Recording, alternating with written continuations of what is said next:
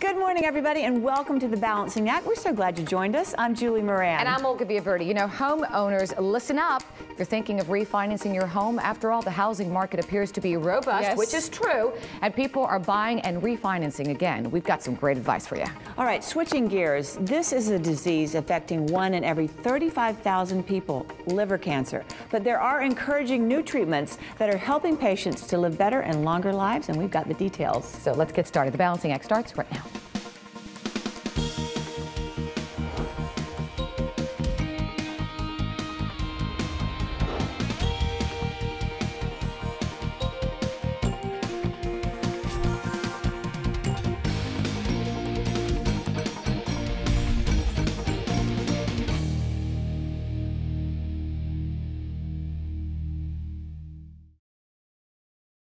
Do you long for the days when businesses were truly consumer-driven, when that personal touch and commitment to excellence were the rule, not the exception? Well, our next guest says his savings and loan demonstrates that a nurturing, customer-first business culture can and does truly succeed in today's highly competitive banking environment. With us this morning is Mark Stefanski, CEO and Chairman of Third Federal Savings and Loan, a Midwest-based savings and loan with locations in 17 states and growing from coast to coast. Good morning. Good morning. How are you? Thank you for being here. It's my pleasure. So let's talk about, you know, these tough, difficult few years. It's been tough for everybody, I would say, okay? Yeah, yes. And PR-wise, I think for the banking industry as well, what kind of happened in the arena of public opinion? I think a lot of people lost confidence. Yeah, they lost confidence in the banking industry, along with Congress, too. And so many other people. Yes. But the banking industry really took a hit. And but what we found is that people love their own small town community bank. They do. They trust that banker, they trust that company. But the big Wall Street banks still have a ways to go. And I know this is way back when, but I remember my grandfather used to always tell me it was nice to go to the bank and have a deal with a, yes, handshake. Absolutely. Can't have that anymore. No. And let's talk about your company, because I find that to be very unique and special as well, and that's where I like to go to.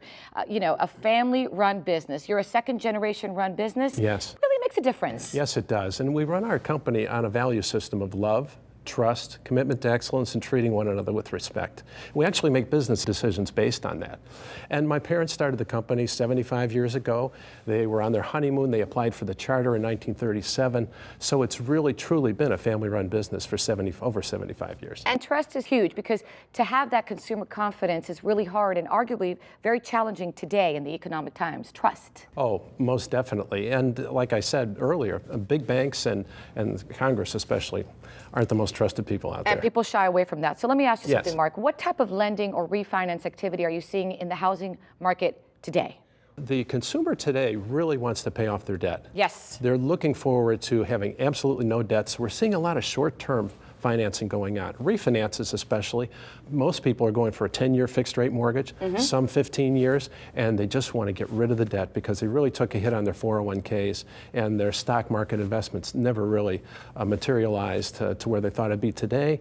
And so consequently, you know, the people want to get rid of debt. And my parents always taught me that growing up. Try not to have so much debt at a certain age. You're going to regret it. And I've lived by that rule, too. So if I was shopping around, let's say, for a mortgage, why would I consider your bank's approach to refinancing? Well, we put our customers first. And in that, our customer service people are not on commission. Oh, that's None huge. of our loan originators are making money off of you, a consumer. Those folks are all salary-based, and they look for products that best fit you. So I guess I would feel, if I'm with that person, that they're looking out for me and not their cha-ching, cha-ching. Yes, Because no matter what, whether they get the deal or not, they're still getting paid. Yes, that's true. All right, so how does a homeowner determine if they're a viable refinancing candidate? Well, there was a time when if the rates dropped by 2%, that would be a good time to refinance. But now there's a lot of people that are seeking just bragging rights with the family, friends, and business associates, and they want to get the lowest possible rate. Okay. And that's the key right now. And really, today, your opinion is it's a good time? Oh, absolutely. It's a great time to refinance. Now, I know you're located in Ohio. That's where the company started, but you're based all over the country, right? Well, we have offices all throughout Ohio and Florida. And then we do business on the internet and by phone in other parts of the country, in 17 other states. Great information. I do want to wrap up real quick with a little band that you have here. What does it say there? Oh, sunshine and blue skies? Sunshine and blue skies. That's what we have in Florida, but that's what you see for the future? Yes, absolutely. It's getting better. Absolutely. All right, thank you so much, Mark. Thank you very much. Really appreciate your time. Sure enough. And if you'd like to learn more, if you're a homeowner and you'd like to get more information on this important financial topic, visit us at thebalancingact.com. That's thebalancingact.com, or share with us your thoughts or suggestions on Facebook/The Balancing Act Fans.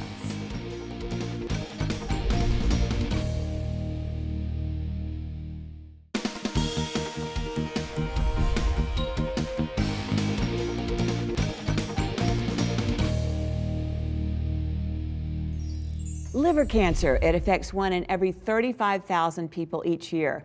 Known as hepatocellular carcinoma, or HCC, it plagues men slightly more than women, but remains a disease our next guest is determined to help conquer. Joining us to talk about novel outpatient treatments against liver cancer is Dr. Maureen Cohey, an interventional radiologist at the University of California, San Francisco.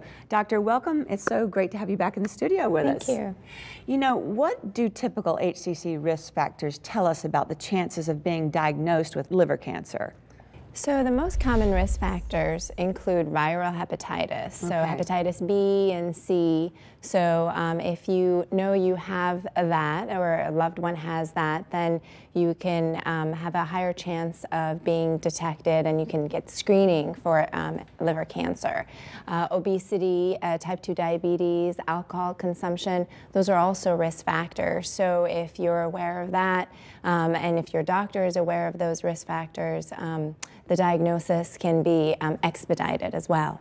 From a treatment perspective, in terms of hope and help, what's happening now for those being diagnosed with HCC? So the curative therapies for HCC include liver transplantation and also surgical removal of the tumor. But the problem is that not everyone diagnosed with HCC qualifies for transplant or surgery. So one great novel technology is a liver-directed therapy with radioembolization, or such as TheraSphere. And this is a liver-directed therapy where we inject these small beads that are coated with radioactive material into the tumor, and that causes the death of the cancer cells, and so the tumor gets smaller, so the patients have more time to get a liver transplant, or the tumor gets so small that the surgeon can finally take the patient to the operating room and remove the tumor, and it will enhance their survival. Well, that's great news, really. Yeah. And what makes this treatment preferable? I mean, I think I know, but say that for me again. So I think the best part about the treatment is that it's an outpatient procedure. So you go into the hospital, you get the procedure, after a brief recovery, you go home. The quality of life is maintained, so you still get to wake up at your house and run your errands. And the hope of getting additional therapy afterwards, so if you need additional local regional therapy to the liver, if you need surgery to the liver, is still available to you. That is so great. And what are the criteria for successful treatment?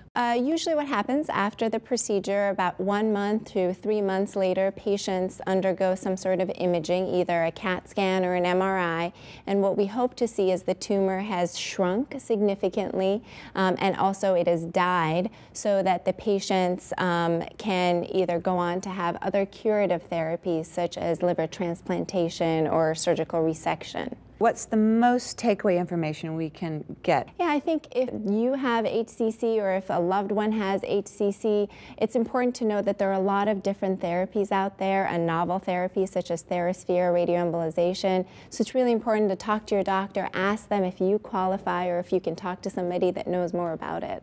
Ah, such great information. Thank you so much for joining us today.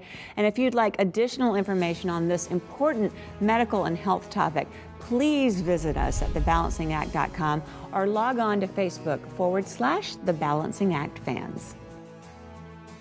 TheraSphere, important safety information. Indication.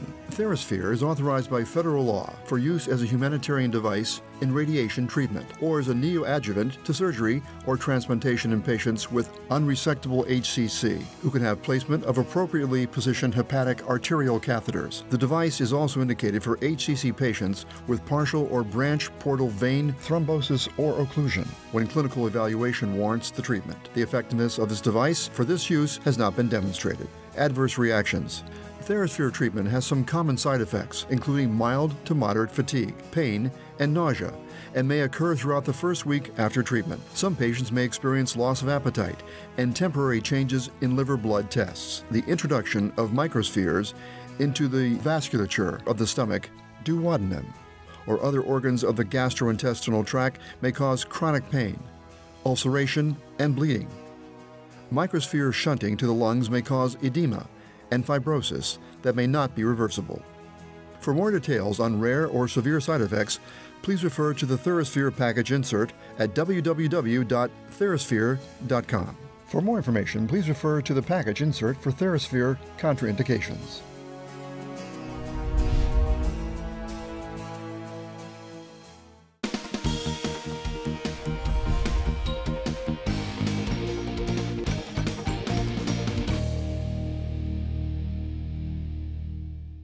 We all want to save energy at home. Not only are we saving on our utility bills, which is very important, we would be helping in the fight against climate change. So, what can you do to make your home more energy efficient? With us this morning is Denise Durrett from the EPA to put us on track to energy efficiency. Good morning. Good morning. Thank you for having me. I'm glad you're here. I got to tell you, in my household, it's hilarious. I'll get the bill, the electric bill, and I'll be like, oh my gosh, what happened this month? So then what do I do that day? Girls turn off the lights, girls turn off the water. We're walking out of the house, girls turn up the air.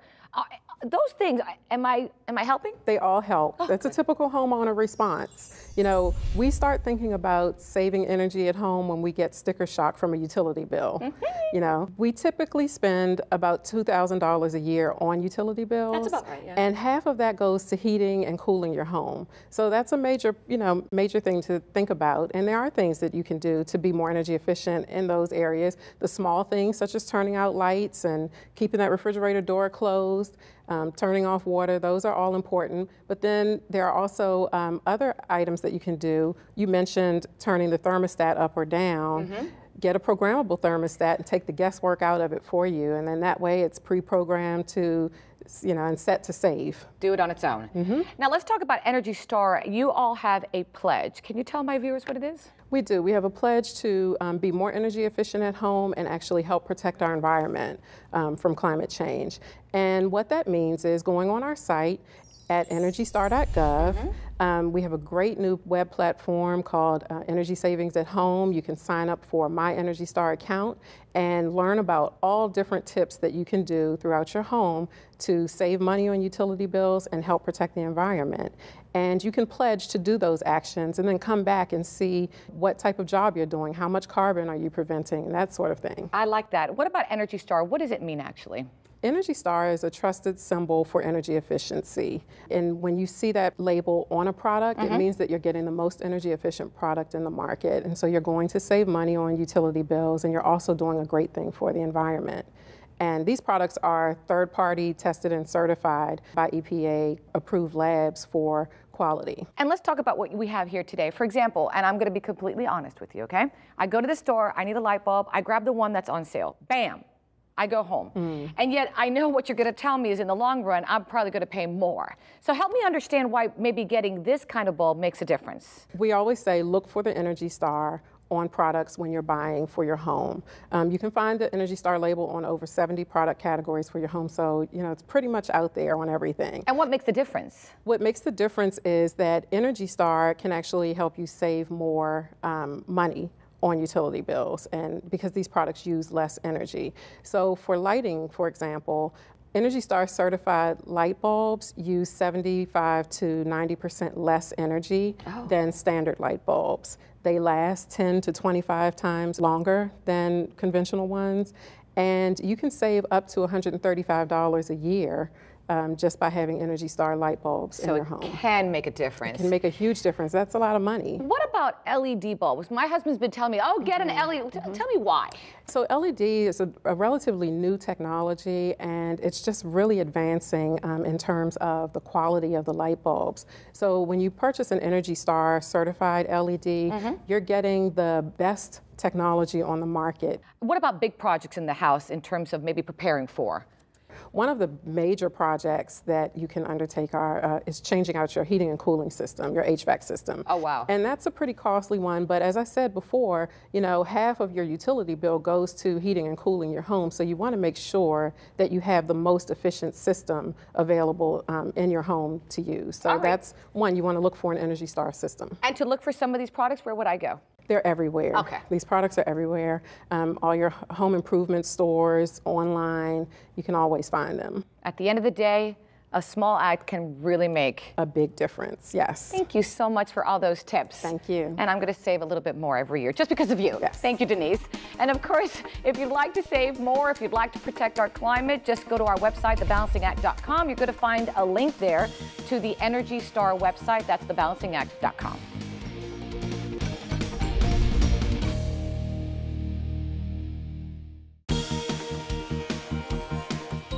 Thanks so much for joining us today. We really hope you enjoyed the show. And if you want to learn more, head to our website, thebalancingact.com, for all the insider information. We're also on Facebook and Twitter, so we want you to look us up. Until next time, remember, find your balance. So long, everybody.